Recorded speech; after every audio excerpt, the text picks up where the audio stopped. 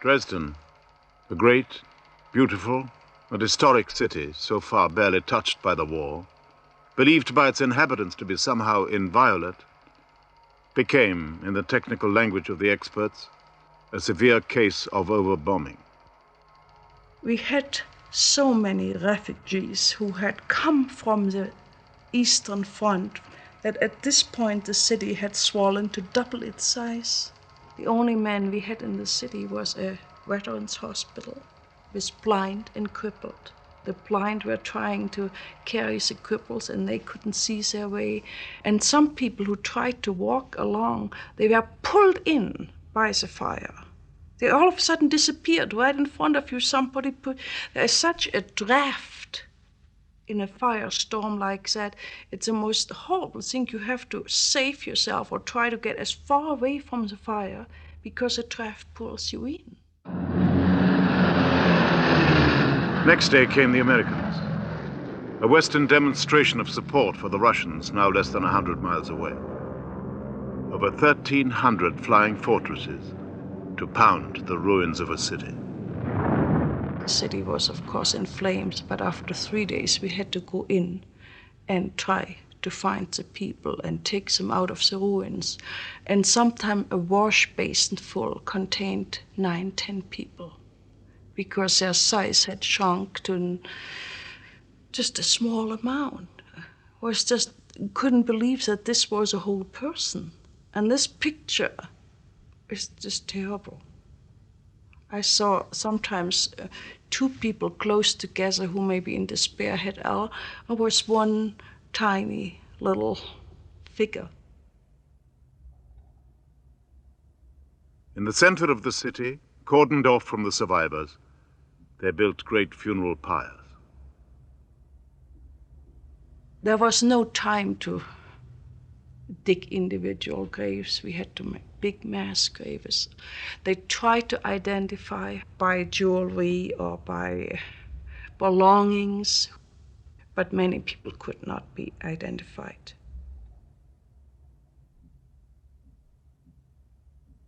Later on the ruins you found inscription, Hans, are you alive? Martha, are you still in the ruins? Industrial damage was slight. The railway was working again in 3 days. But over 100,000 died. Dresden was another monument to total war.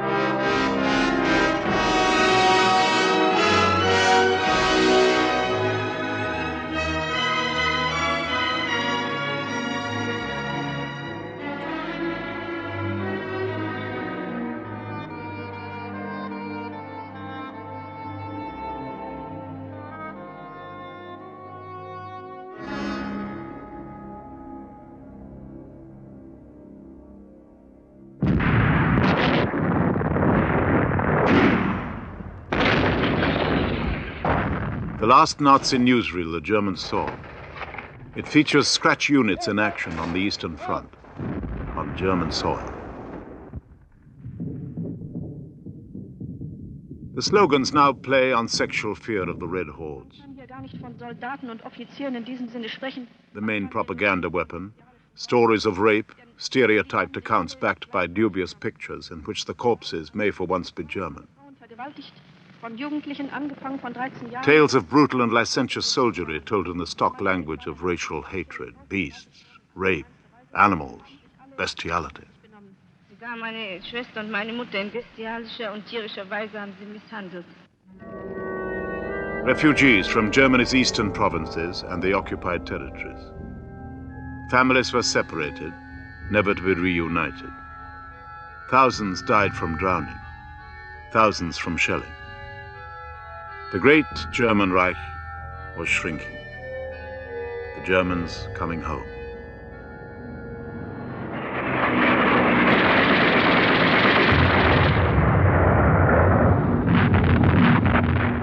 On the Western Front, the Allied air forces ranged at will beyond the Rhine, paralyzing all movement in preparation for the final assault.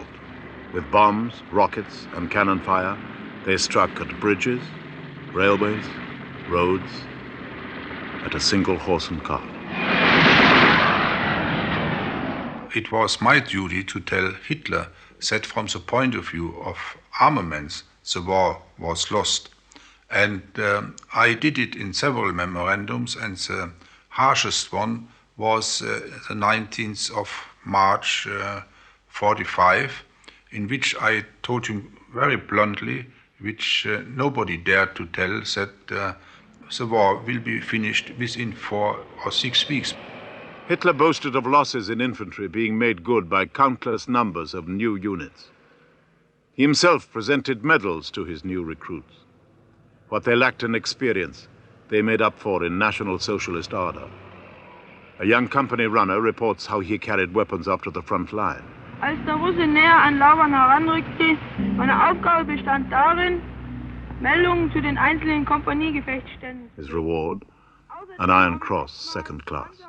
Verpflegung in die Hauptkampflinie geschafft. March the 24th, the Rhine crossing. Montgomery's last showpiece battle. Upstream, the Americans slipped across almost unopposed. The goal the field commanders had in mind, Berlin.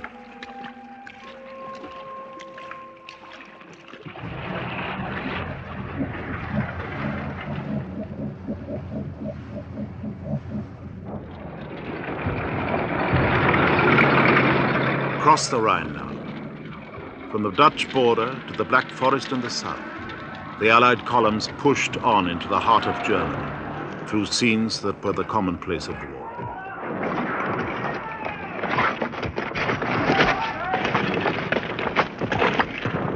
Towns and villages that burned, as the towns and villages of Poland, France, Russia, Yugoslavia, and Greece had burned.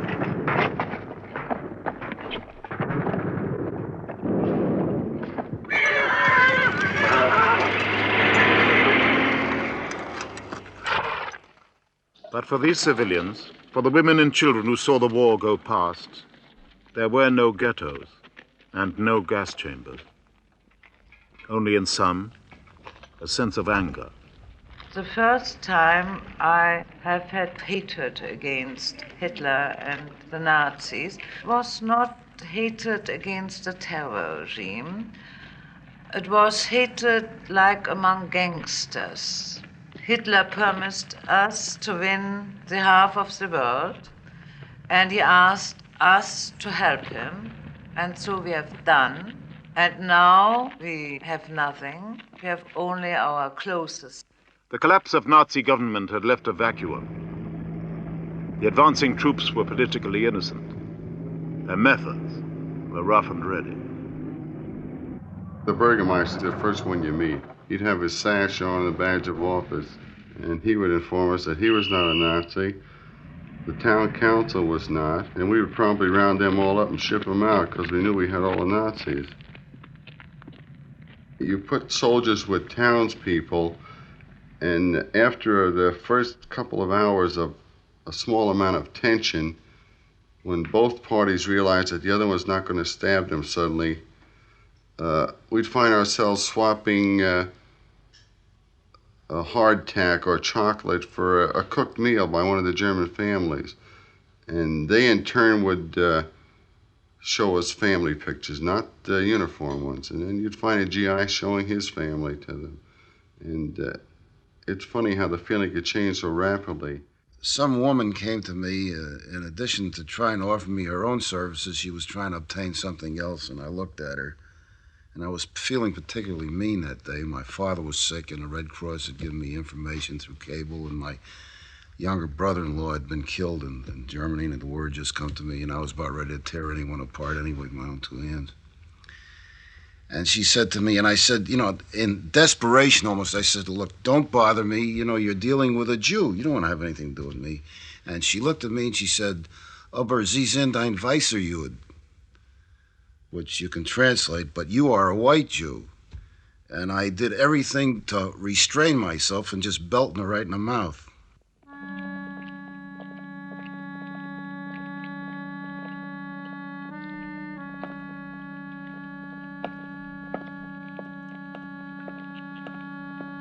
The camps were overrun.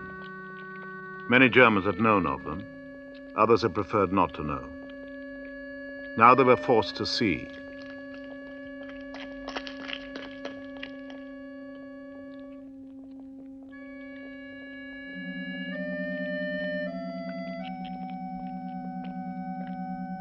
In one place, the mayor and his wife went home and hanged themselves.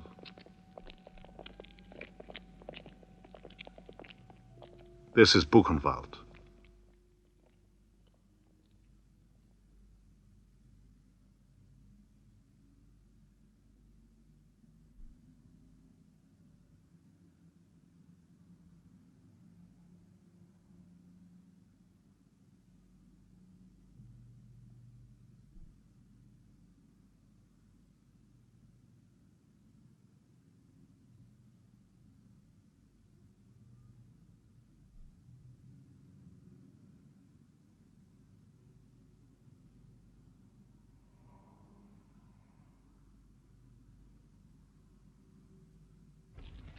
Those who had survived deportation, slave labor, selection for the death camps, starvation, were from every country in Europe, of all callings, of many religions, many political faiths. Some turned on their oppressors.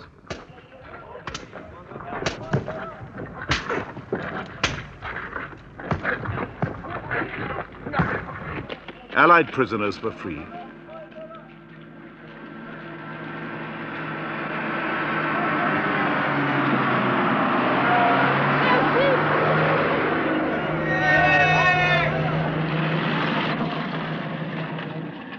German soldiers went into captivity.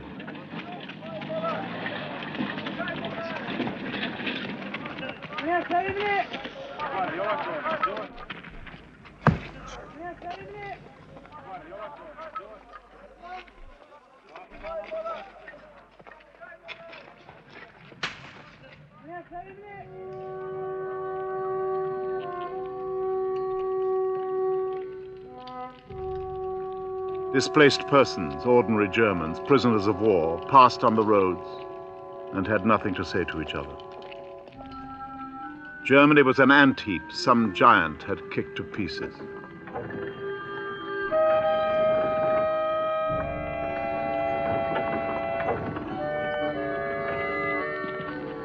Here and there, looting, brief opportunities to celebrate the collapse of the system.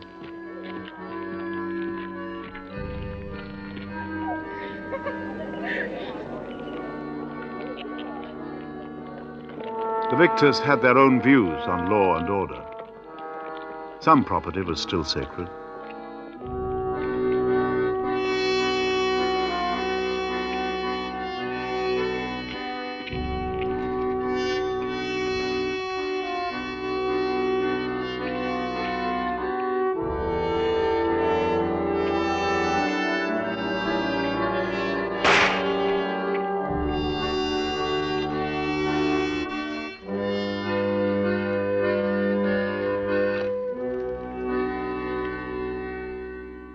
April 45, Berlin was more ruins than a town. Mainly in the center of Berlin, one couldn't find almost no building which was still intact. But it was my wish to have the Berlin Philharmonics having a concert the last time. I knew that it would be my last concert for a long time, perhaps forever. And I invited friends and as much people as possible to go in. We were sitting there in our coats because there was no heating, it was cold and it was shivering. And in this atmosphere of destruction and misery, the concert started, and we started with the last part of the Götterdämmerung. Hitler no longer made public appearances. More and more he withdrew to his underground headquarters beneath the Imperial Chancellery, the bunker. When I came back from this concert for the military conference, we came in the bunker, and Hitler was almost out of his mind, and Goebbels was already there, and Hitler showed to us the wires they just received of the death of Roosevelt, and Goebbels was jumping up and saying, that's it, now we have it, got it, and now I think everything will turn to the better. In the east, over railway lines converted to the broad Russian gauge, the Russian command was piling up vast supplies of material. 6 armies were involved. Their object? To smash the German forces on the approaches to Berlin and take the capital of Nazi Germany.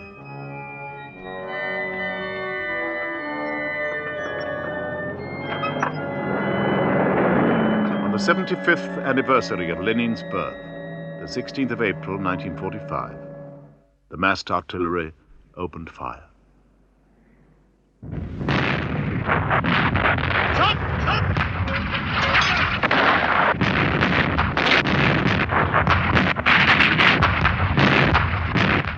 My heart was, was going smaller, and I get very anxious because I knew that the attack began.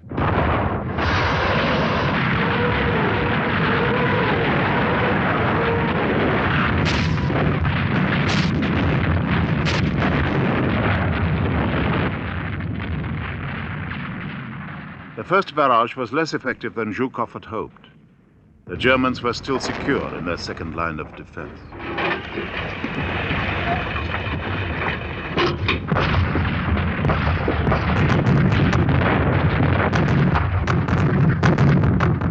In the center of the front, opposite Berlin, there were 400 guns to the mile to open a way for the assault tanks.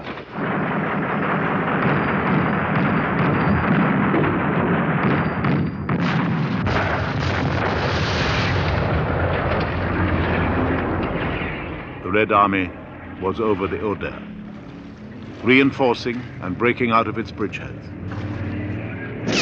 The armored columns pushed ahead against desperate resistance. Some of our young boys, they jumped out of the hordes, had their Panzerfaust, and they were shooting to the tanks, and it destroyed all the 4 tanks, and the others were shooting with their guns and killed all the Russian soldiers. And the Russians must have been before in a magazine or in a factory, in a sweet factory, because they had all the arms full of sweet and chocolate. Everybody in our unit was 15 and 16, and they're running onto the street for the chocolate.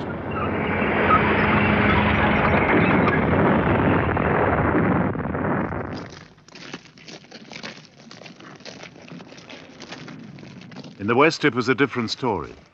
Sidestepping pockets of the enemy, the Allied columns moved east. You could pick up the telephone in those days and ring up the next village that's still German occupied, and the exchange was working, and say, hello, what's happening down there? And one had almost moved into a dreamlike and unreal situation where when towns and villages flew by, no resistance at all, normal countryside, no damage at all. And every day one said to oneself, now surely this can't go on. And certainly I think the thought of one's own survival after all this gradually became more and more uppermost.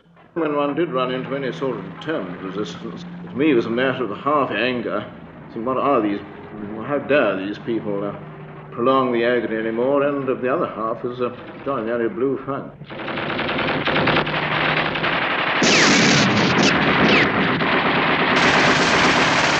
Wulzen, a little town in northern Germany, 30 miles short of the Elbe.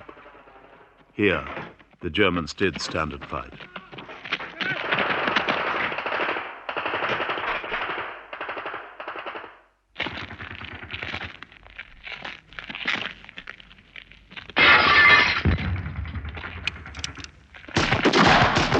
There was an edginess now among the Allied fighting men, their fingers quick on the trigger. Their opponents were elite troops and officer cadets. It took a 4-day battle with considerable losses and many civilian deaths before resistance collapsed.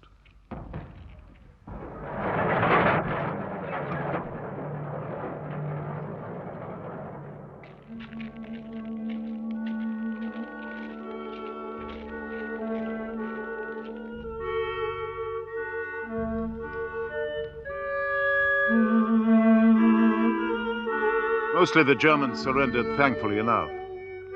Their main aim, to go into captivity with the Anglo-Americans rather than with the Russians on whose land and population they had inflicted such losses.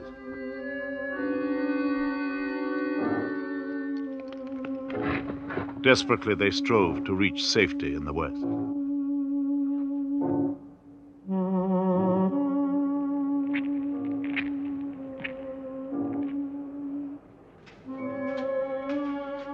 In the Ruhr pocket, over 300,000 men of Army Group B were surrounded and forced to surrender. The Western Allies had achieved their main objective, the destruction of the German land forces in the West.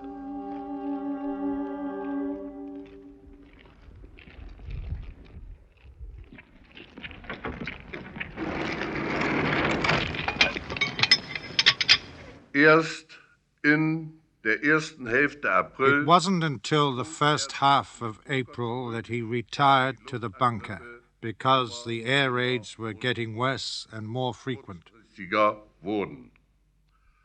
The bunker was divided up in such a way that in the lower area there was a military conference chamber with an anteroom which led to Hitler's study. His workroom and bedroom led off this anteroom, and also a room with a bathroom for Eva Braun. There were some women in Hitler's former life who were important for him, but I think since during the last time there was nobody as near and as close to him like Eva Braun.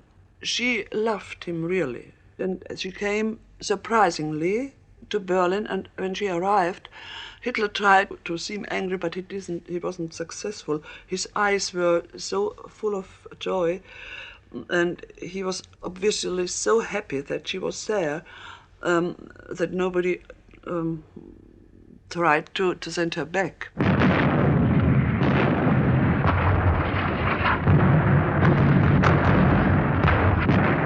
The Russians were now firing on Berlin itself. Their forward troops already in the outskirts, fighting their way from street to street. So came his birthday, the 20th of April, and there came the congratulations, and everybody shook him his hand and wished him the best, and it was all very depressed. It was not a happy birthday. And when the official part was over, Hitler retired at once, but Eva Braun, she invited some of the people to go upstairs in her little living room to make a birthday party. And one found a record, hit, a song, like to dance music. And so we sat around the table and tried to forget our miserable situation, and there was laughing and joking, and everybody drank and giggled and gaggled, and it was a very artificial sort of gayness. Danach fand noch eine Lagebesprechung statt. After that, there was another conference on the situation. but it was already apparent that it was getting near the end. Reichsleiter Bormann sagte mir, Reichsleiter Bormann said to me that I should put everything in motion so that we would have luggage ready in case of a possible move to the Berghof in Berchtesgaden. Auf den Berghof im Berchtesgaden fahren zu können oder fliegen zu können. He refused absolutely and said, "No, I cannot go. Cannot leave Berlin. I have to make a decision here in Berlin, or I have to go under." And this was the first time that he ever mentioned the possibility that we could not win. That he mentioned the chance of defeat. And I remember the April 20th, 1945. That was the birthday of Adolf Hitler. And in the radio there was a speech of Joseph Goebbels. And he said, Berlin will remain German and Vienna will be German again. And my mother said, God thanks, we will win the war. And I said, Mother, you are wrong, and Goebbels is wrong. It's terrible, but I'm quite sure the war is over and we will lose the war. And my mother said, do you think in this hour Goebbels will tell us a lie?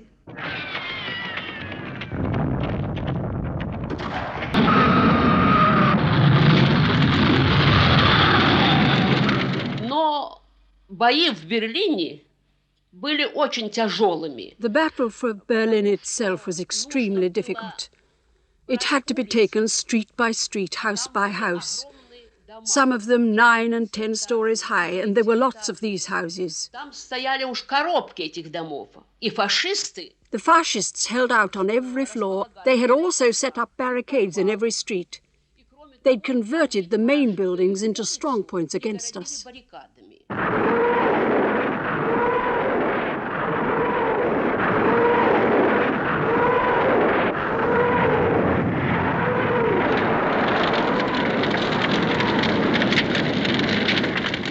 We are in Berlin now, and in this evening we just visited my mother, and she was very nearly crying because she thought maybe I'm dead or something. And it was late in the evening and we wanted to sleep there, but some men of the house, they came and they said, it's impossible, you can't sleep here because the Russian, they are not far from here. And if they arrive here by night and they see you here with guns and so, maybe they will shoot us. So we couldn't sleep there. We went over the street. There was a school, and we slept there.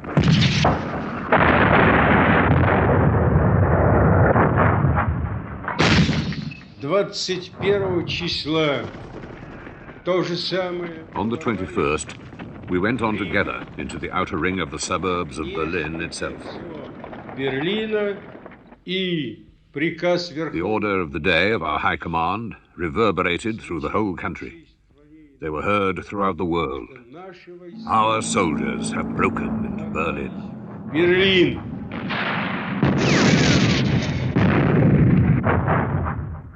The Russians had worked out their tactics in detail, using models of streets and buildings. Behind the apparent chaos of the street fighting lay a precise plan to encircle the city and strike at the center. Some of these troops had come all across Russia, through territory the retreating Germans had looted, burned, destroyed.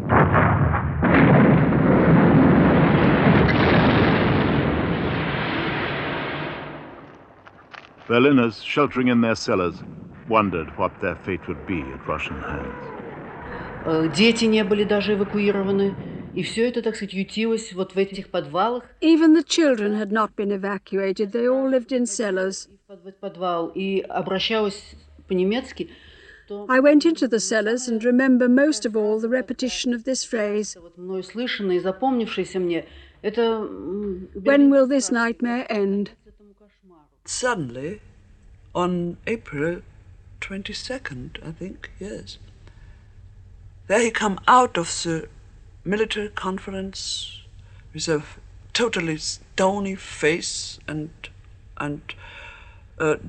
dark, threatened eyes, and he called us to come to this little anteroom, and he sent for Eva Braun and for the secretaries and for the secretary of for the cook who was still in Berlin, who cooked for him.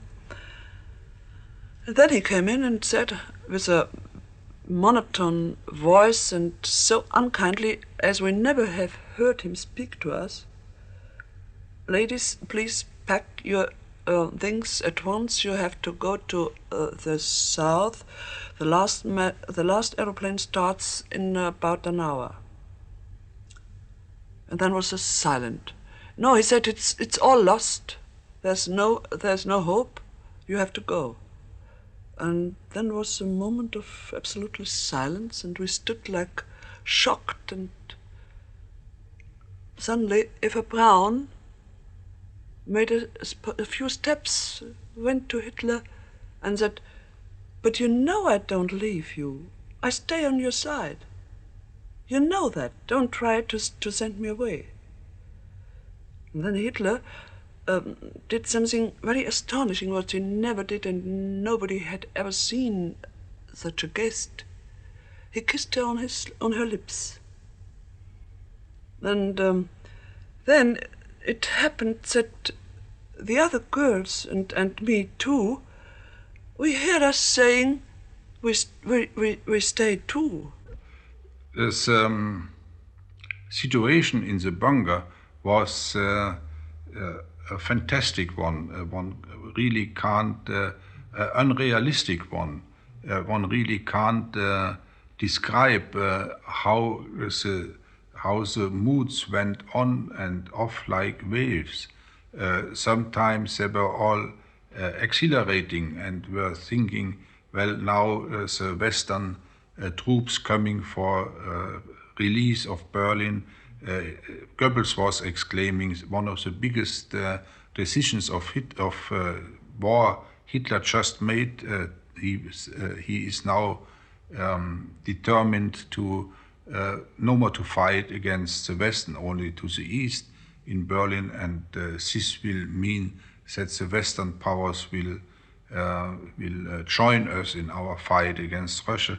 And such things happened every now and then a few minutes afterwards, everybody was speaking about suicide and how they are preparing it. Goebbels in details was saying how he will let his children killed, which were already in the bunker. After a few days, the telegram came from Goering, which said, "Mein Führer, no longer my beloved Führer, just my Führer. I know that you are now totally cut off and are no longer in possession of full freedom to command. According to the law of succession, I will now step into your position and will undertake to represent Germany both in internal and external matters. Yours, Goering." Ihr Göring. Hitler was so worked up over this. He sat in his chair and could not grasp it at first. This was added to by Bormann, who added fuel to the fire somewhat, so that Hitler then said, "To give me an ultimatum, that really is the end." One day there came one of the men of the press office, and brought the news.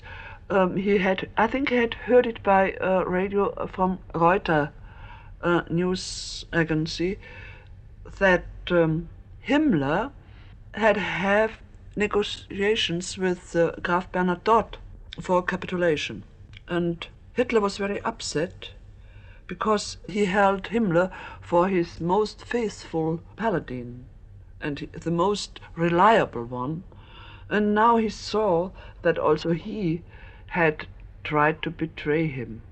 He remembered suddenly that the poison which he had to use for himself were given to him from one of Himmler's staff, and he mistrusted that it may affect. Perhaps Himmler tried a dirty trick and gave him something like what only make him unconscious, so that he could be transported against his will out of the bunker and delivered to the enemy. And to test this, he ordered a doctor to try to test this poison capsule at the dog. So he said farewell to this creature. I think it was next Eva Braun, this one who stood next to him. And Blondie died very promptly.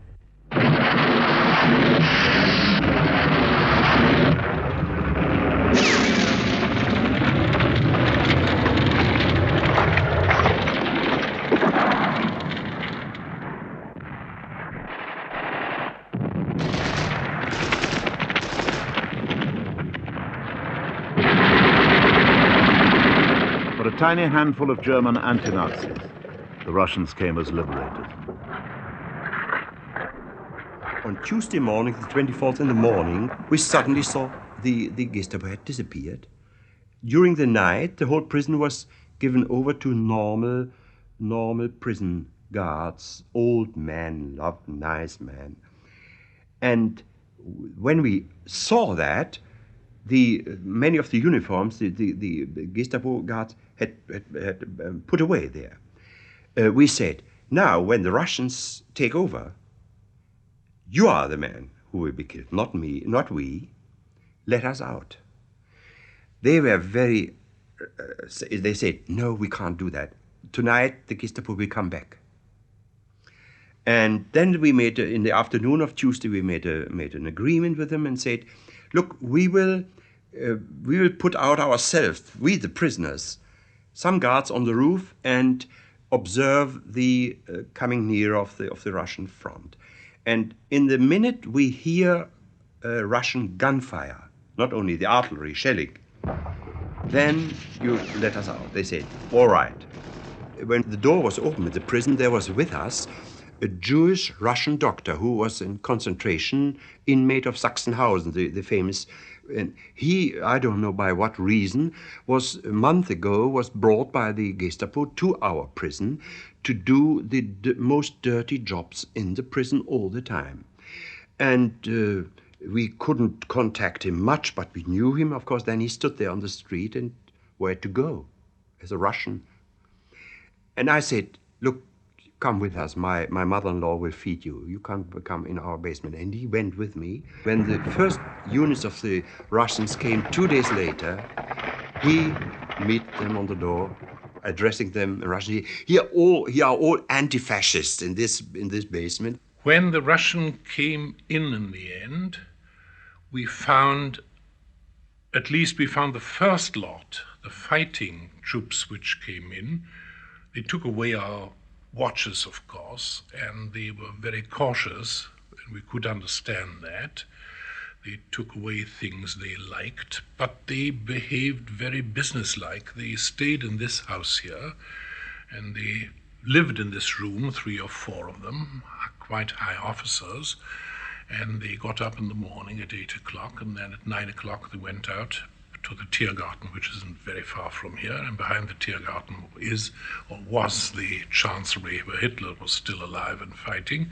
They went out and did their job and came back 5 o'clock in the afternoon sharp, and then they asked me down here to play the piano and give them a little tune, and then we drank together. We sang together. Suddenly we saw the first Russian soldiers. They knocked at our door, came in and were very kind. Said to my mother and to me if there were German soldiers in the house, or asked for weapons. And then they left. But the next Russians were quite different. One of them raped me and other inhabitants of the house. These two women who were living next door, they were killed, and we weren't able to bury them because the shelling was still going on. When the Russians came along and they asked us, "Where are your women? We want to have your women." Frau, Frau, Frau, they said in German, or they called German. So I had the trick, or I found the trick, to take them to these two dead bodies. I opened the carpet and said, "This is my Frau here. I can't supply you with any women. These are the only two women we knew here, which we had." And the Russians kneeled down, some of them, and made the cross and said little prayers, which was very astounding, and got up again and kissed me because they thought I was the widower, and gave me presents, gave me cigarettes, gave me bread, clapped me on my shoulder, and went off again and got what they wanted, probably the next house or in the next street. Every night time I used to go home to see my mother and get something to eat and some cigarettes and so, because we didn't get any food at daytime. And my mother was every night, she was very lucky to see me again, naturally. And so my mother asked me, and also other people from our house, they asked me, just take your uniform out, stay here, and don't go back to fighting. And always I said, no, I can't do it. I couldn't stay at home safe, and they are still fighting.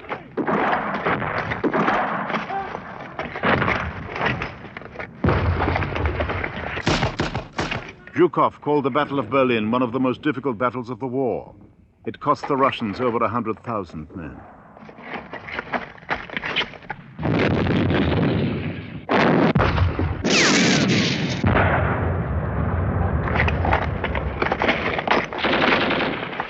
Total German losses are unknown.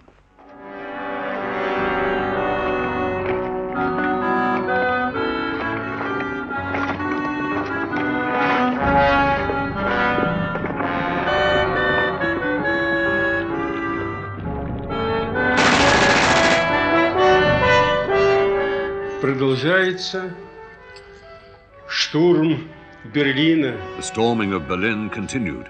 Сжимается кольцо окружения. The encircling ring round the whole city and round the center of Berlin itself was being drawn tighter and tighter. Only a few hundred yards separated us from the viper's nest of Hitler's headquarters, the Imperial Chancellery. Then he began my last will. And then he dictated me at first his private will and afterwards his political testimony. And I must confess that I was at first in a very excited mood, because I expected that I would be the first and the only one who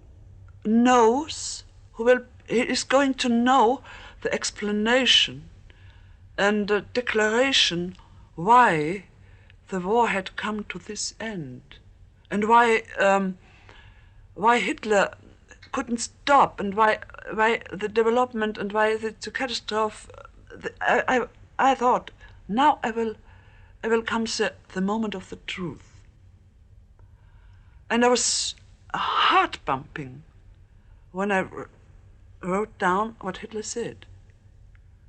But he used nothing new. He came out with his old phrases. He repeated his accusations, his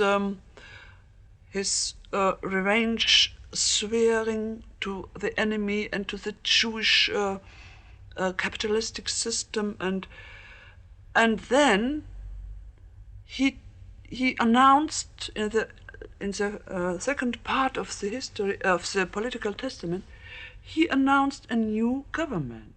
Eva Braun hatte es bis dahin fertiggebracht. Eva Braun had by now persuaded the Führer to the point where he actually wanted to improvise a marriage service to her. Hochzeit improvisieren wolle. Man holte zu diesem Zweck To do this, they got an official from the propaganda ministry aus dem Propagandaministerium, der als who would fulfill the function of registrar. I joined the others on this little workroom of Hitler, and they were sitting there around the table, and so I had to congratulate Eva Braun, and I was a little shy what to say, and I shook hand to her, and she said, "Oh, you can say Mrs. Hitler to me now," and I did. On the rocket, this is for the Reichstag.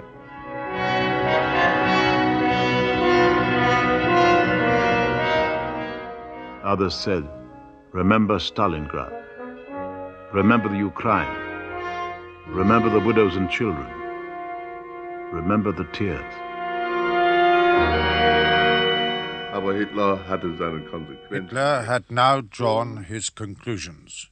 Verabschiedete sich von He said farewell to everybody. I was the last one he came to. Hitler said to me, I have given the order to break out. You should break out in groups. Join one of these groups and try to get through to the west. Then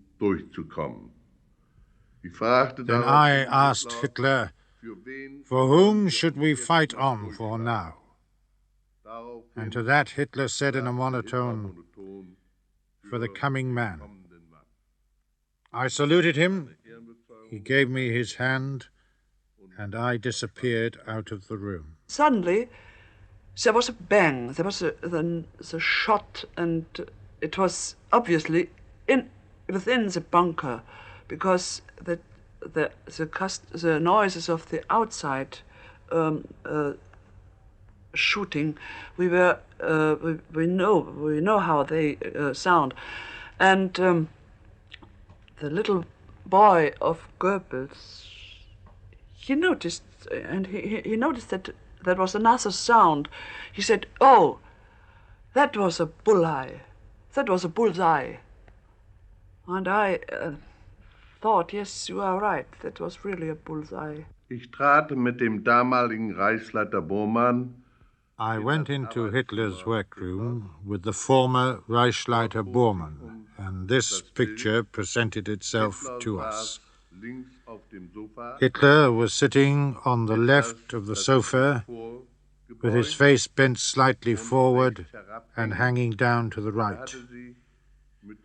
With the 7.65, he had shot himself in the right temple.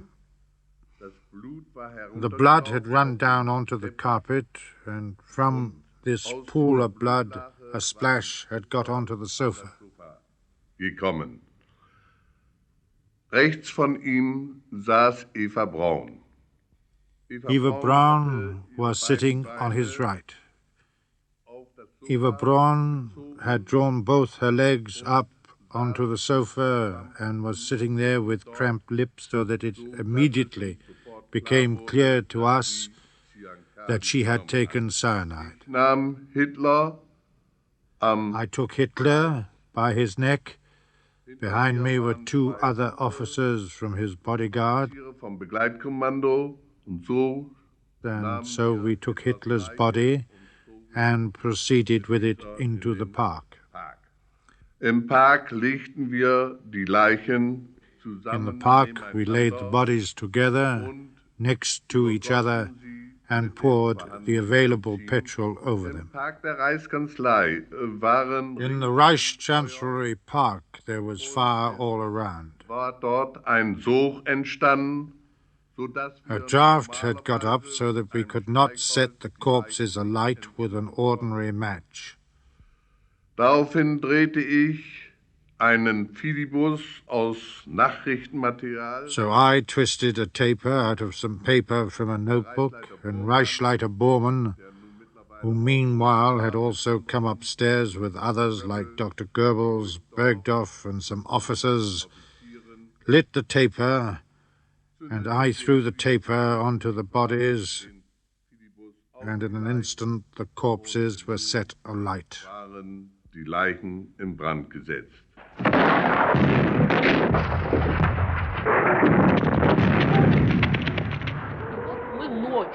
That night we were the first to take the fight into the Chancellery itself. Our objective was to be the planting of our banner on the building itself. There was a group of us. Our group consisted of me, Saladin, Alimov, and Uzbek, who was the young communist organizer of our battalion. He and his young communists had fought through with us together. They protected me so that I could fight my way in to hoist the flag. They gave me the banner to enable me to get into the building itself and hoist it up. Having got into the building, we started making our way up the staircase towards the attic. Some fascists opened up on us, and Saladin was hit in the head and fell. His friends rushed forward to him, while I had to make it upstairs to plant the banner.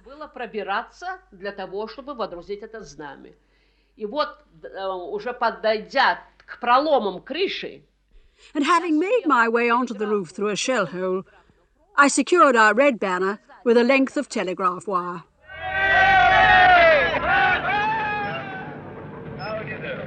How you, pal? You're one of Joe Stalin's soldiers, and I'm pleased to meet you.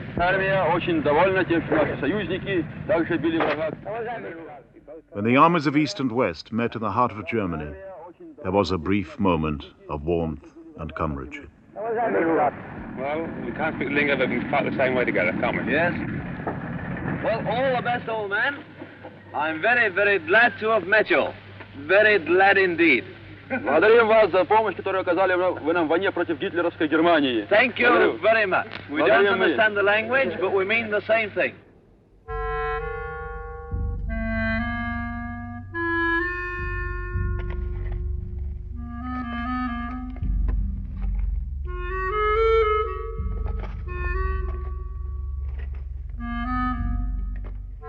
The Red Army saw themselves as liberators, not avengers.